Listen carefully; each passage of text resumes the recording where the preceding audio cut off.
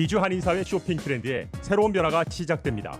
미주 한인들을 위한 아마존 스타일의 홈쇼핑이 탄생했습니다. 최신 트렌드에 맞는 발빠른 상품 업데이트로 언제든 최신 상품의 쇼핑이 가능하고 까다롭고 엄격한 제품 선정을 통해 최상의 품질을 보장합니다. 인터넷이 어렵다고요? 친절하고 전문적인 고객 서비스에서 상담부터 결제까지 도와드립니다. 로그인 필요 없이 복잡한 주문 프로세스를 모두 없앴습니다. 이제 한국 제품 미국 내 쇼핑은 한국 홈쇼핑이 최고입니다.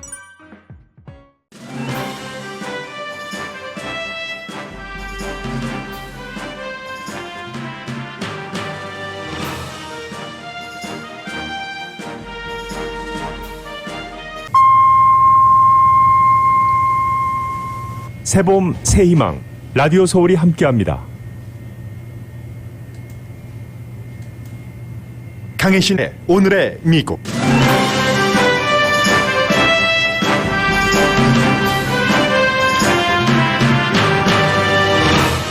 예산 적자를 걱정하던 캘리포니아주가 큰 흑자가 나서 주민들이 리베이트를 받을 수 있게 됐습니다. 게빈 뉴섬 캘리포니아 주지사는 연수입 7만 5천 달러 미만인 주민들에게 체크를 보낼 계획을 밝혔습니다. 동부에서는 미국 최대의 정유 파이프라인 회사 해킹으로 정전된 지역도 있고 주민들은 가솔린 사재기를 하고 있습니다. 공화당 정치인 대다수는 트럼프 전 대통령을 당선시키는 데 결정적인 역할을 한 신보수주의자 리즈 체니를 지도부에서 쫓아내는 데 동의했습니다. 이로써 트럼프 전 대통령에게 충성심을 표시합니다. 공화당의 변질이 될지 새로움이 될지는 이제 시작입니다. MBC 방송은 헐리우드 외신 기자협회가 주최하는 골든글로브가 인종 다양성 등에 있어 시대 정신에 맞지 않는다는 이유로 내년에는 시상식을 방영하지 않겠다고 밝혔습니다. 헐리우드 외신 기자협회는 당장 개혁의 타임테이블을 내놨습니다. 식품의약국은 12살에서 15살 어린이가 파이저 바이오엔텍 백신 접종을 받을 수 있도록 승인했습니다. 어린이와 함께 사는 성인들에게 큰 영향을 미치는 결정입니다. 미국을 포함해 세계적으로 재생에너지 업계가 바이러스 기간인 지난해에 지난 20년 사이 가장 큰 폭의 성장을 했습니다. 러시아 중학교에서 학생과 선생님이 숨진 총격 사건이 발생했습니다. 푸틴 러시아 대통령은 즉각 총기 규제를 검토하라고 관계 당국에 지시했습니다. 여러분 안녕하십니까? 오늘의 미국 강희신입니다. 오늘의 미국인데 한국에서 여러분들과 제가 한국에 살 때 이민 오신 분들께는요. 이민 오신 분들이 저희 라디오 서울 방송 오늘의 미국을 많이 듣고 계시기 때문에 인용을 하는데 인과응보, 사필 규정 이런 내용들이 많이 생각이 납니다. 공화당과 골든글로브를 연결하면서 그런 생각이 드는데 지금 그 공화당 지도부의 큰 변화는 미국의 흔들림이기도 하고 여러 가지 정말 세계에서 지켜보고 있는 그런 점입니다. 뿌린 대로 거두리라 인과응보인가 이전부터 전해드리겠습니다.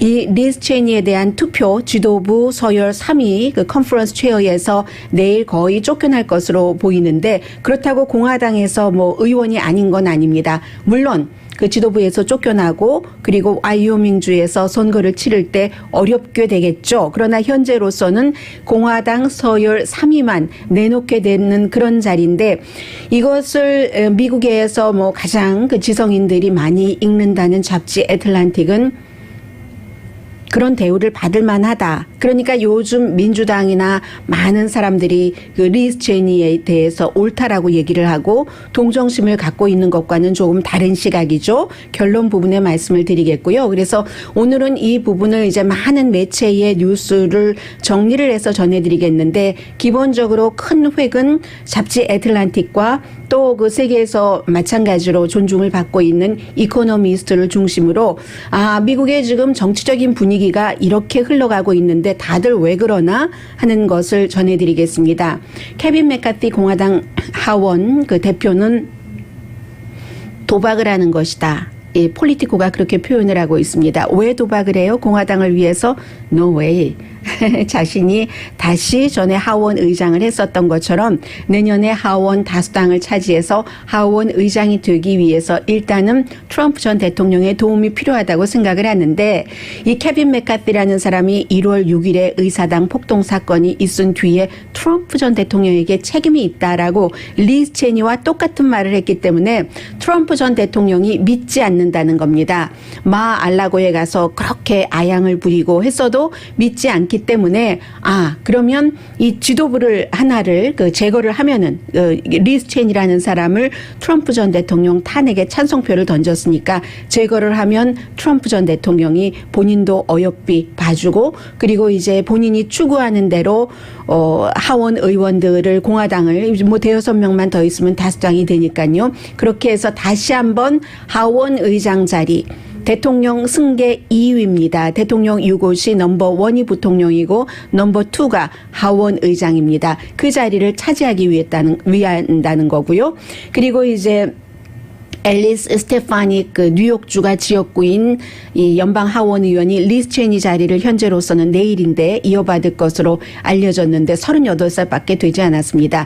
지역구는 뉴욕이지만 이 하원 의원이 대표하는 곳은 시골 지역입니다. 그래서 나름대로 본인은 이제 30대인데 서열, 공화당의 그 하원에서의 서열 3위로 가보겠다. 그것도 여자로서 하는 야심을 갖고 있는 거죠.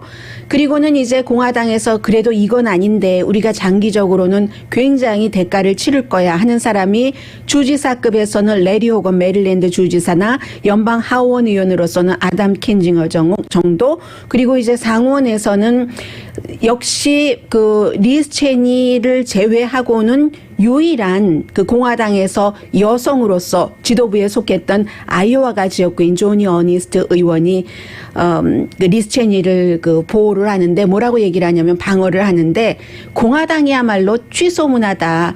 아니 트럼프 전 대통령이 한 일에 대해서 본인의 의견을 양심적으로 밝힌다고 지도부 자리를 공화당 스스로 빼앗아야지 돼? 줬던 그 자리를 라고 유일한 여성 의원이 얘기를 하고 있고 지도부 측에서요.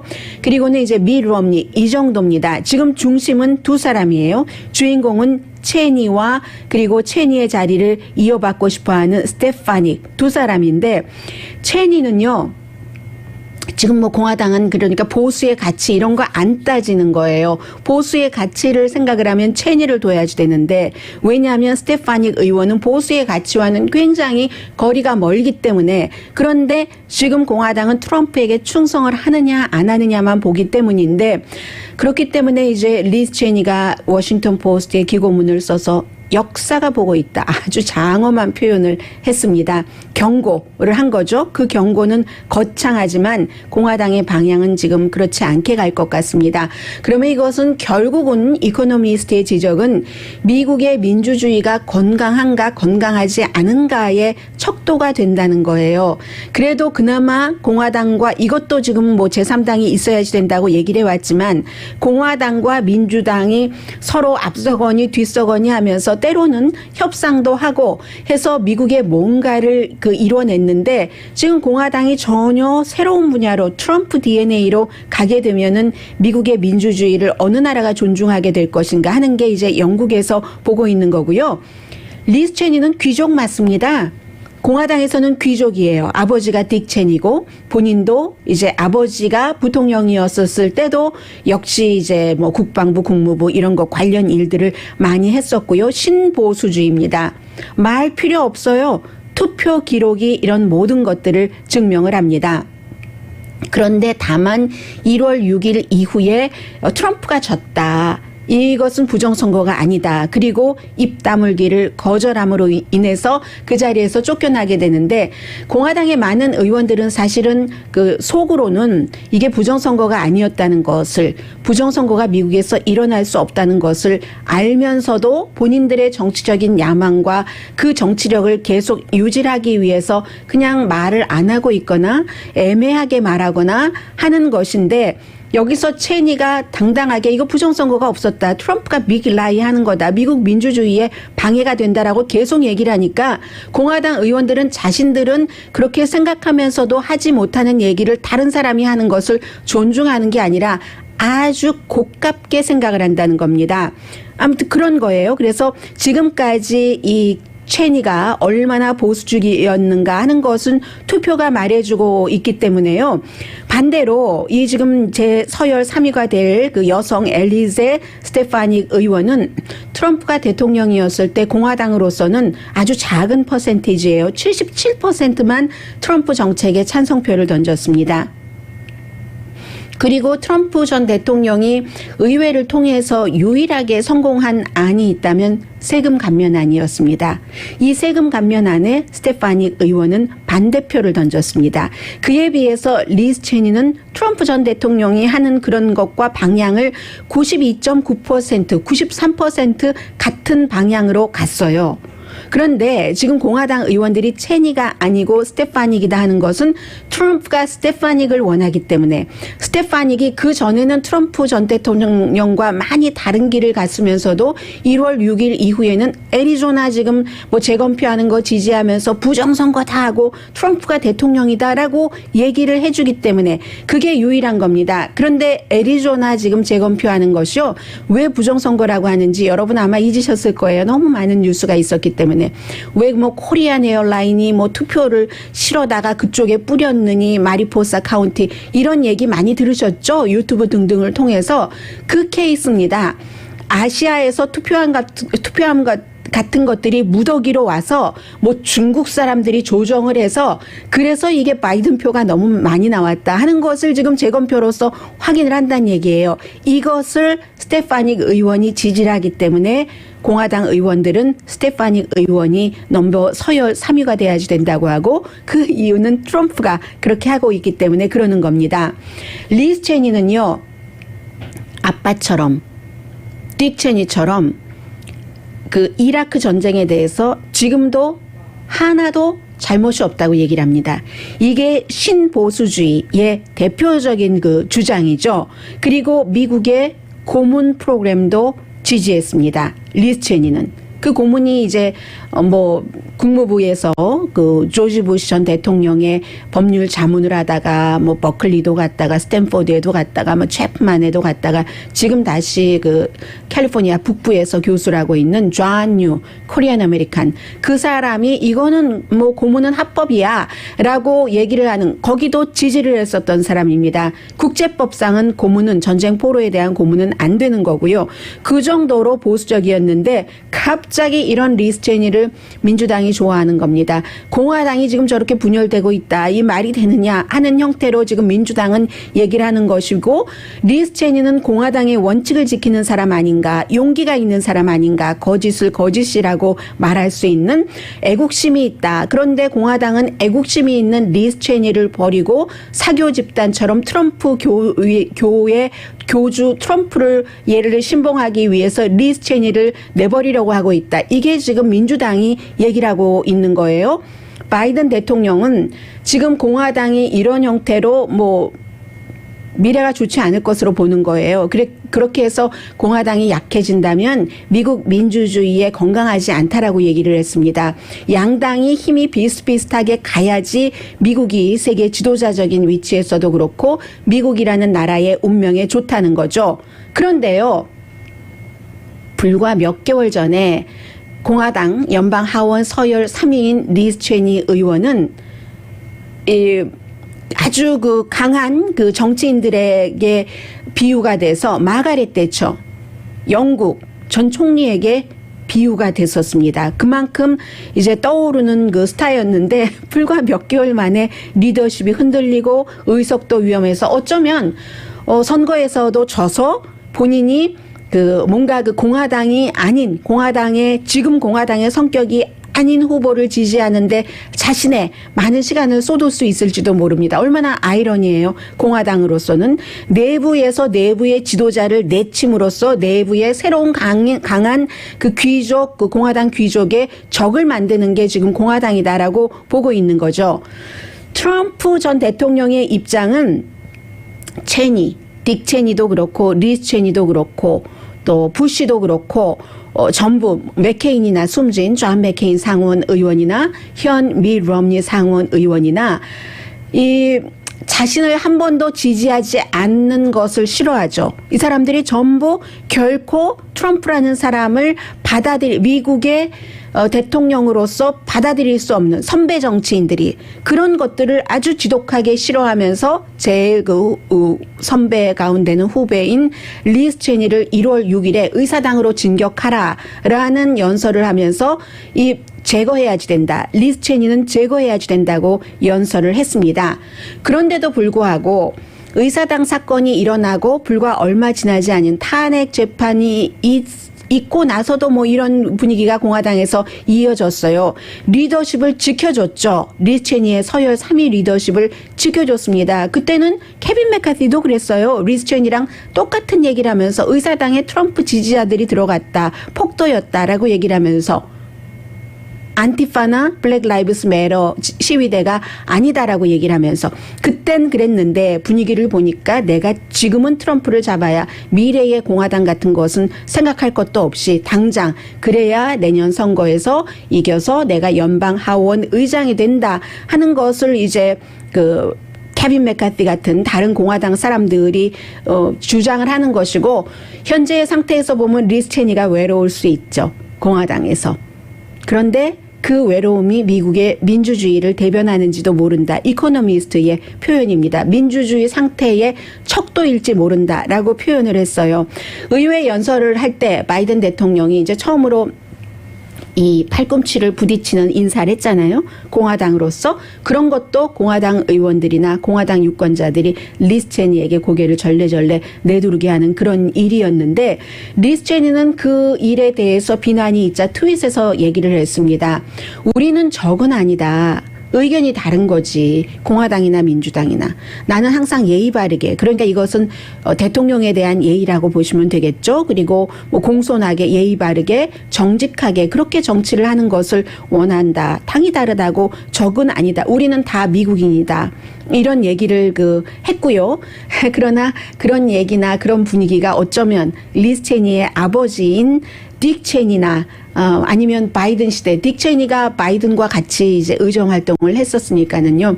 그런 그 시대에나 통한 것인지 모르겠다. 적어도 공화당에는 그런 생각을 하면서 그런데 이제 이렇게 생각을 하면은 리즈 체니가 굉장히 불쌍하잖아요. 그런데 저는 미국의 정치를 여러분들께 전해드리면서 그냥 인생과 스토리로 비교를 하고 싶은 겁니다. 애틀란틱은 뭐라고 얘기하냐면 리즈 체니는 그런 대우를 받을 만하다. deserve to 그런 대우라고 얘기를 하고 있거든요.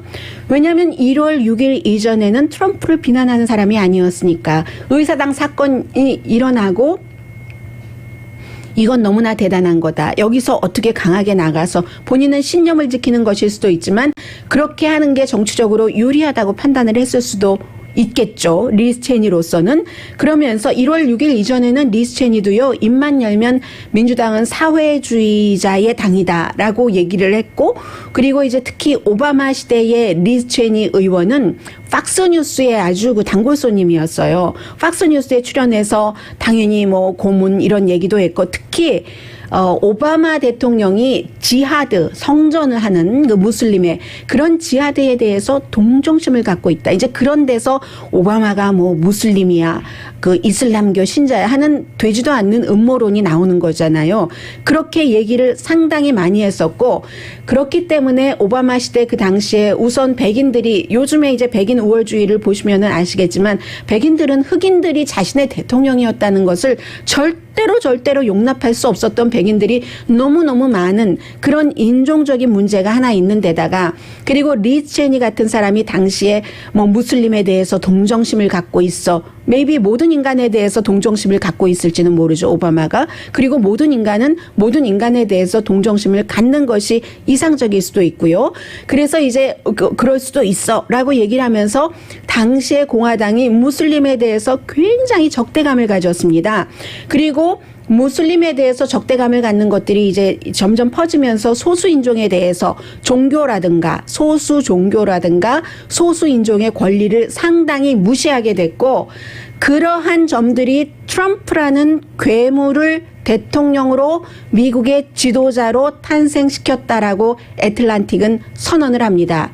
리즈 체니의 그 같은 일이 트럼프를 탄생시켰다는 거예요. 지금은 리즈 체니가 용감하게 트럼프에 대해서 반대하지만, 그리고 이제 이 같은 비극은 리즈 체니뿐만이 아니라 공화당 사이에서 일어나고 있는 리즈 체니뿐만이 아니라 미국 민주주의가 더 많이 입겠지만, 어쨌든 리즈 체니가 지금 그 용감하게 말한다 하더라도 그 최근에 말하는 것에 대해서는 환영을 하지만 too late. 리즈 체니는 본인이 괴물을 키워서 괴물을 당선시키고 그 괴물로 인해서 본인의 파워를 잃게 되는 거다. 뭐 이런 형태의 얘기를 애틀란틱이 했습니다. 그래서 저는요, 어떤 형태가 되건 공화당이건 민주당이건 사필 규정이라는 게 이중적인 의미로 쓰일 수 있잖아요. 그런 모든 것이 결국은 올바르게 가는 것을 원하는 것일 수도 있고, 또 그렇게 결과가 나오는 것일 수도 있고, 인과응보로 시작을 해서 사필 규정으로 끝났으면 좋겠다는 생각을 해봅니다. 왜냐하면 지금의 예를 들어서 내년의 선거에서 케빈 맥카티가 공화당이 트럼프의 그 덕으로 다수당이 돼서 하원 의장이 될지 모르지만 그럴 가능성도 있지만, 그렇게 해서 공화당의 전통을 깡그리 무시하고 아주 트럼프 스타일의 공화당으로 다시 갈 때 공화당이 긍정적일까? 또 그런 면을 보면서 그 다음 선거는 더 중요한 대통령 선거에서는 어떻게 될까라는 것을 생각해 보면은, 인간은 알 수가 없으니까 다 또 본인의 여러 가지 이상과 이해관계가 얽히고 설키니까 어떻게 되든 사필 규정이 됐으면 좋겠다 하는 오늘의 미국입니다. 전문가가 추천하는 이민법, 가정법 전문 제인정 종합법률사무소, 미주류 언론과 유명 인사들을 감동시킨 미주 판매 1위 카후나 마사지 체어, 한인 기업의 자랑 카후나 마사지 체어, 코지다운 갤럭시 거위털 이불은 잠이 솔솔 오게 하는 기능성 거위털 이불, 거위털 이불 전문회사 코지다운, 언제 어디서나 내 맘대로 골라보는 한국 TV, 한국 쌍방울이 만든 최고의 KF94 방역 마스크 트라이를 미주 최초로 출시한 한국 홈쇼핑 공동펀입니다. 잠시 뒤에는 골든글로브도 참 재밌는데요. 이것도 인과응보, 사필 규정인데 그 내용은 이제 잠시 뒤에 전해드리고요. 지금 미국의 서부에서 중요한 것, 동부에서 중요한 이 이슈를 잠시 뒤에 전해드립니다. 자, 모든 것이 완벽하면 얼마나 좋겠어요. 조금만 넓으면 좋은데, 완벽한 가운데서 잘하는 건 누구나 다 잘할 수 있고요. 인간은 한계점을 극복하는 데 인간의 존재에 이유가 있겠죠. 이 작은 스튜디오에서도요.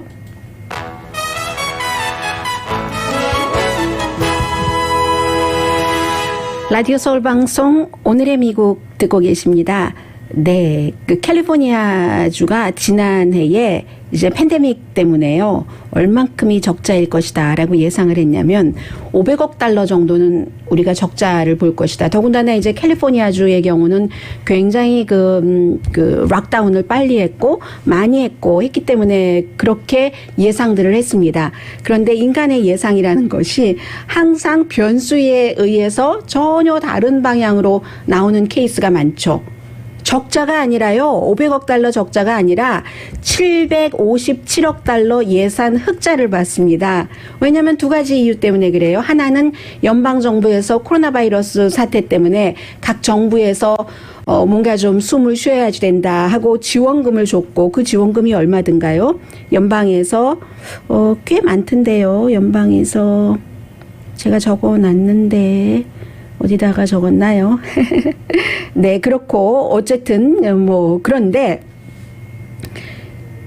이렇게 757억 달러가 흑자가 났으니까 500억 달러 적자를 생각했다가 흑자니까 합쳐보니까 1257억 달러가 생긴 거나 마찬가지가 되잖아요. 그래서 이게 또 다 법이 있답니다. 캘리포니아주에 1979년도에 주 헌법에 따라서 얼만큼 만약에 흑자가 나는 경우 거기에 반 정도는 어떻게 쓸 수 있고 뭐 또 힘들 때가 있으니까 레이니 책 같은 것을 뭐 해서 뭐 나중에 주는 것도 있지만 그 비가 올 때 쓰려고 적립해두는 그런 돈도 있잖아요. 그런데 쓸 수 있는 돈이 있어요.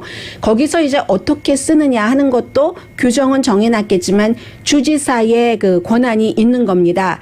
그래서 주지사가요, 이게 그 돈을 조금 쓰기로 했어요. 어떻게 쓰기로 했냐면은 돈 없는 사람들에게 돈을 주기로 리베이트 하는 식으로 연방정부에서 체크를 받으신 것처럼 지난번에도 있었지만 체크를 지난번에 못 받으신 분들을 우선적으로 해서 체크를 주기로 결정을 한 겁니다.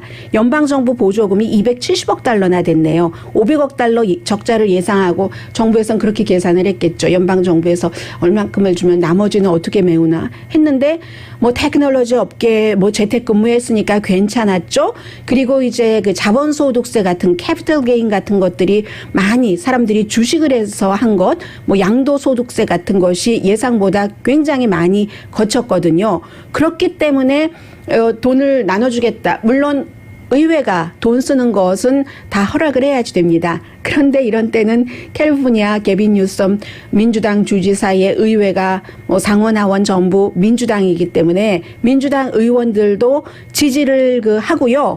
해서 이것은 그런데 공화당도 지지를 해요.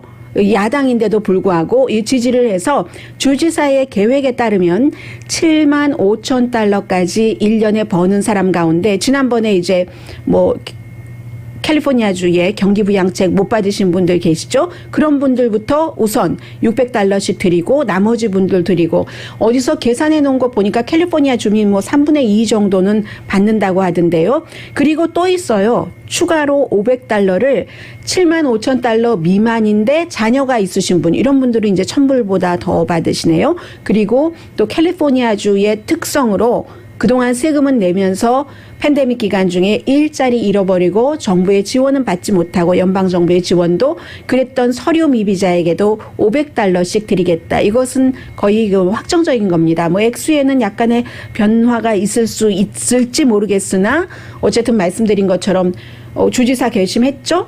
그리고 주의회가 다 민주당이니까 되는 것이고 법에 어긋나는 것도 아니기 때문에 그렇게 됐어요. 그래서 이제 또 있어요. 그 다른 것도. 이 모든 것들이 게빈 뉴섬 주지사의 1,000억 달러 규모의 경기부양책 가운데 다 포함이 되는 거거든요. 1,000억 달러. 근데 757억 달러가 지금 예산 흑자가 났으니까. 그래서 또 52억 달러를 어떻게 책정을 했는가. 지난해에 렌트비를 못 내신 분들이 계시죠? 그런 분들을 지원을 하고 이건 또 랜드로드들이 아주 좋아합니다. 그리고 유틸리티 비를 못 내신 분들도 계시죠. 그런 분들에게는 렌트비에 뭐 반 조금 안 되네요. 20억 달러. 이것도 뭐 유틸리티 회사가 좋아하지 않겠어요? 지금 캘리포니아주의 게빈 뉴섬 주지사는 몇 개월 있으면 선거를 치러서 그게 소환 선거입니다. 분위기가 이렇게 돼가고 있으니까 저 사람 소환시켜라고 생각했던 사람 가운데 마음을 바꿀 사람도 많은 것 같고요.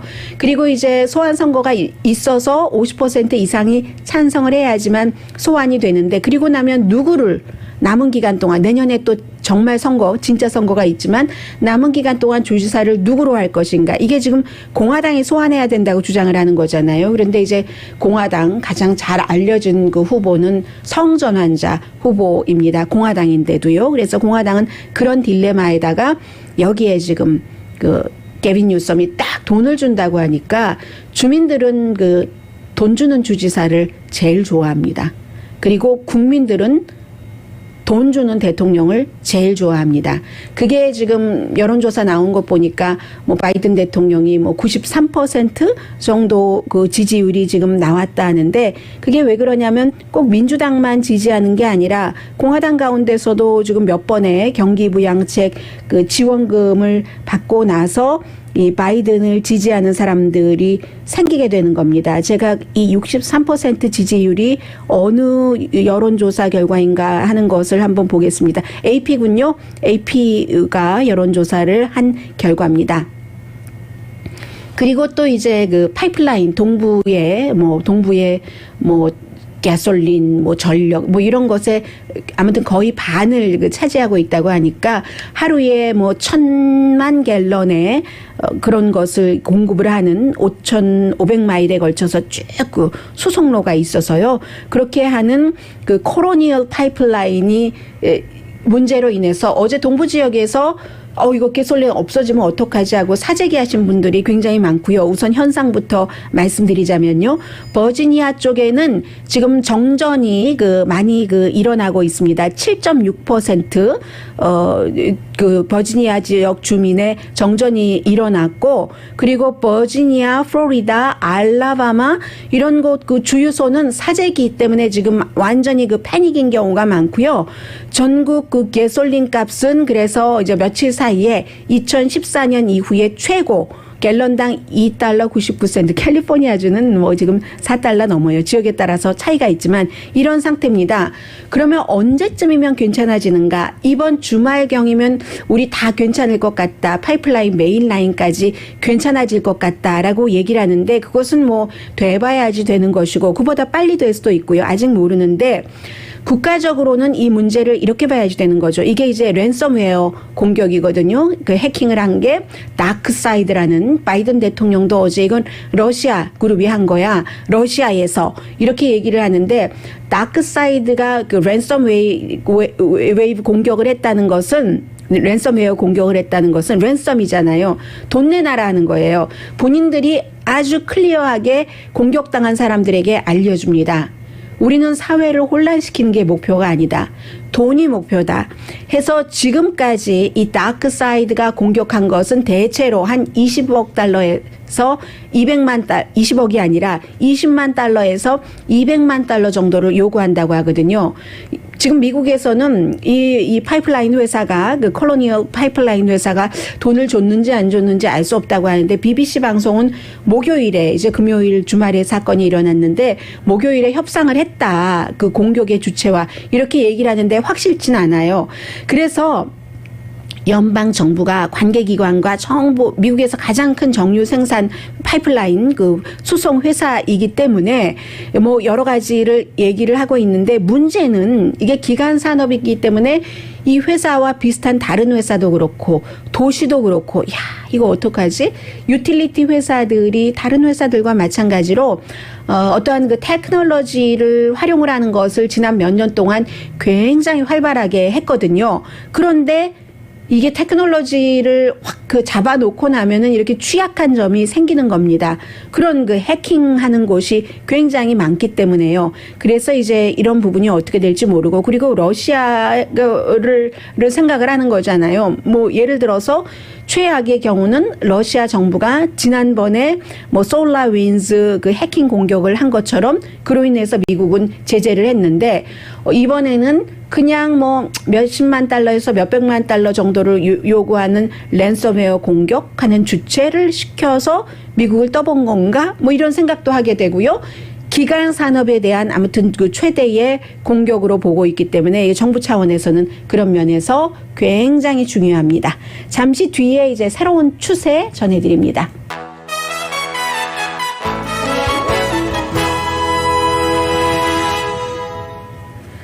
라디오 서울 방송 오늘의 미국 듣고 계십니다. 네, 세계 재생 에너지 업계요. 좀 전에 이제 송유관을, 파이프라인을 말씀을 드렸는데, 미국을 포함해서입니다. 세계 재생 에너지 업계가 지난 20년 사이에 가장 큰 폭으로 증가를 했답니다. 1999년 이후에요.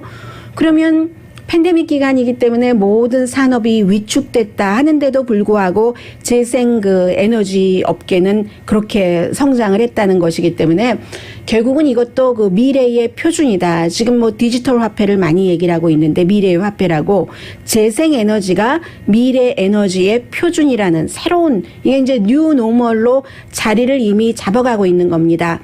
국제 에너지 기구요, IAEA가 쭉 조사를 했어요. 조사를 했더니 예를 들어서 바람을 일으키는 농장이라든가 태양 파워라든가 하는 것이, 바람 농장은 배는 늘었고요. 지난해가 1년 전에 비해서 태양 파워는 45% 정도는 증가를 했다는 거거든요.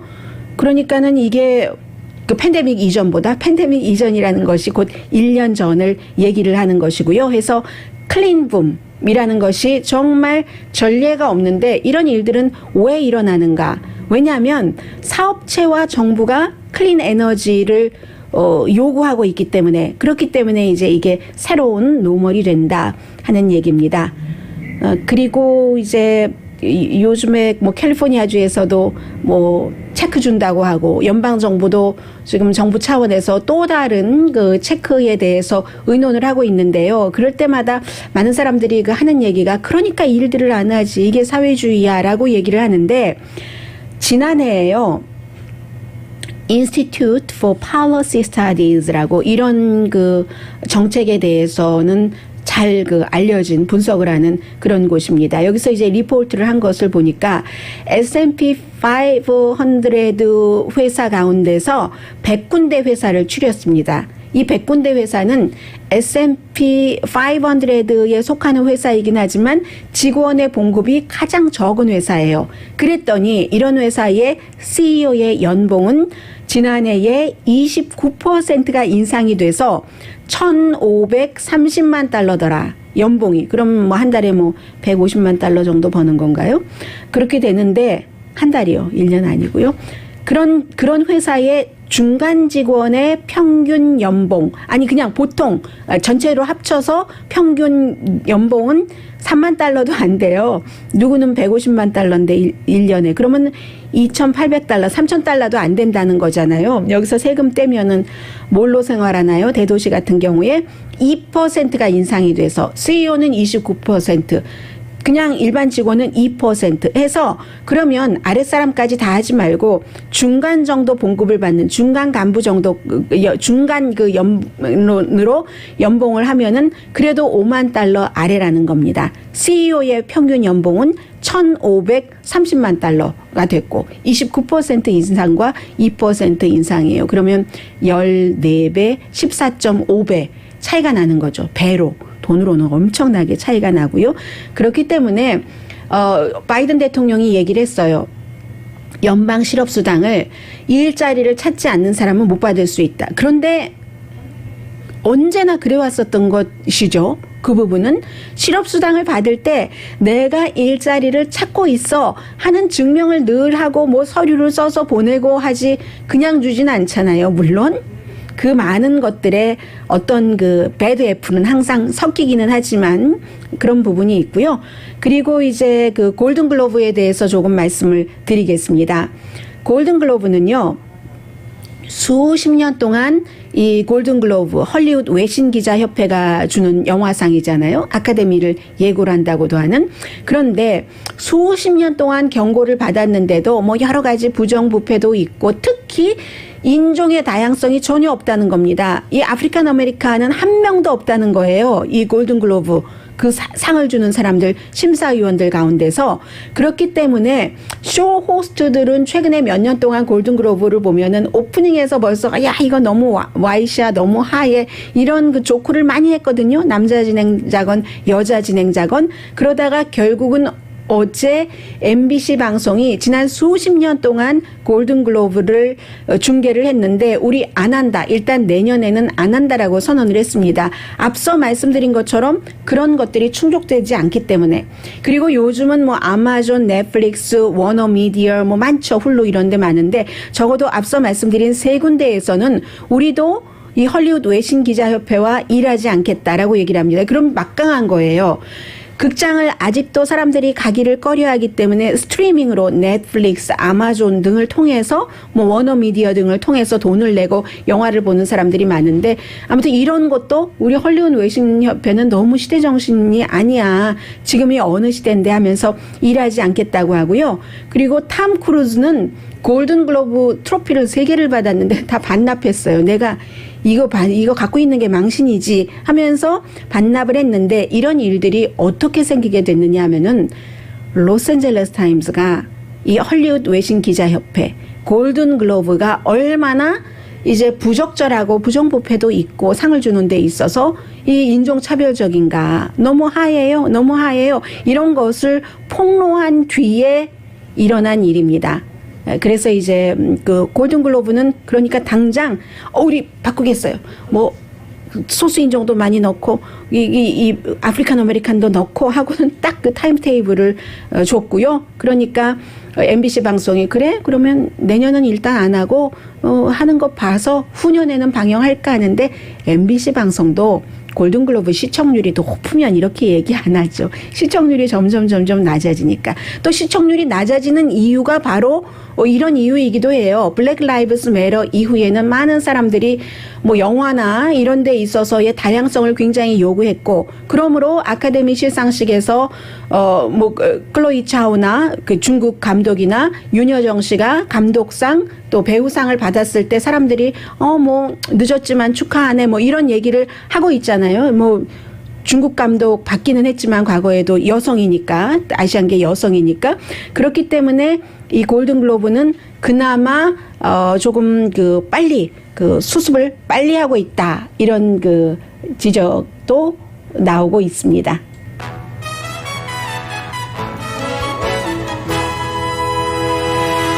라디오 서울 방송 오늘의 미국 듣고 계십니다. 네, 지금 러시아 말씀부터 드려야지 되나요? 네, 러시아에서 그 타타르스탄 공화국이요, 수도의 카잔에서, 그 러시아 공화국에 속하잖아요. 모스크바에서 뭐 한 510마일 동쪽으로 떨어졌다고 하니까 러시아 중서부가 되는 거죠.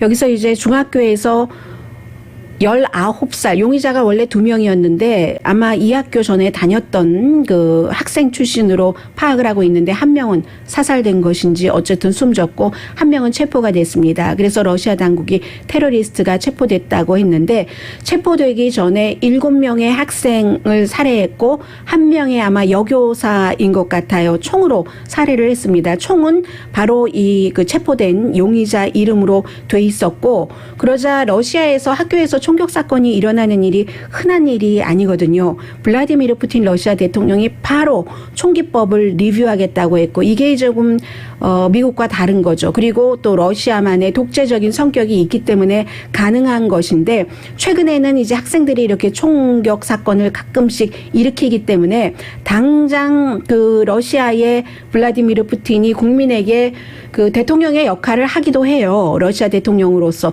조의를 표하고, 무슨 비상사태 그 장관이 있는데 그 장관을 비행기에 태워서 의료진과 의료기구들과 그 학교에 보내고 상담을 해주고, 정말 뭐 빨리 회복되길 바란다, 이런 그 온갖 것들을 하고 나서 총기 규제를 아무튼 하겠다, 이번에 하겠다, 이런 것이 이제 미국과 좀 그 다른 그 러시아의 특수성이라고 볼 수 있고요. 코로나 바이러스는 이제 파이저 앤 그 바이오엔텍을 12살에서 15살까지도 놓을 수 있다. 캐나다가 먼저 했죠, 미국보다. 이러면 부모와 조부모가 좀 걱정을 덜 하시게 되는 거죠. 부모와 조부모 가운데서 백신 접종을 어떤 이유로든 받지 않으셨거나 받지 못하신 분들도 계시고, 어린아이들은 그다지 많이 아프지는 않지만, 그래서 그 점은 왜 뭐 별로 중요하지도 않은데 뭐 백신 접종을 해야 하지만 그런 면에서 중요하고요. 또 우리 집 부모와 조부모뿐만이 아니라 다른 분들께도 우리 아이가 자신도 모르고 전염시킬 수 있기 때문에 중요한 건데, 미국 어린이는요, 지난해 3월부터 올해 4월 사이에 케이스는 150만 케이스, 어린이도 뭐 심각한 증세는 아니지만 296명이 미국에서 숨졌습니다. 병원에 입원했던 어린이도 15,000명 정도는 되고요. 그래서 코로나 바이러스는 미국은 미국이고, 뭐 로스앤젤레스 이쪽은 이제 7월 달이 되면은 집단 면역이 된다고는 하는데, 인도가 더 문제인 거죠. 인도에서 분명한 그 새로운 변이 바이러스가 확인이 됐기 때문에요.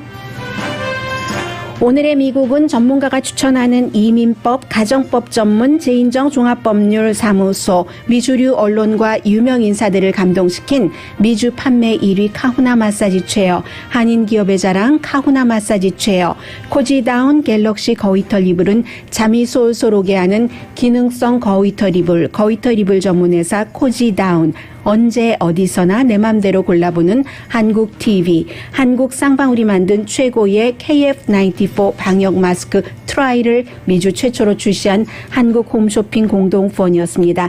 10시에 좋은 아침, 좋은 하루 방송됩니다. 네, 지금 그 댓글 달아주신 분 가운데서 제이훈 김씨라는 선생님께서 세금을 많이 낸다는 것은 많이 벌었다는 것이니까 혜택을 못 받아도 땡큐죠. 그렇죠. 혜택을 못 받아도 땡큐죠. 그리고 예전부터 늘 돈을 잘 번 사람보다 돈을 조금 어려움도 알고 많이 벌게 된 그런 분들이 더 고마워하실 것 같아요. 강혜신이었습니다.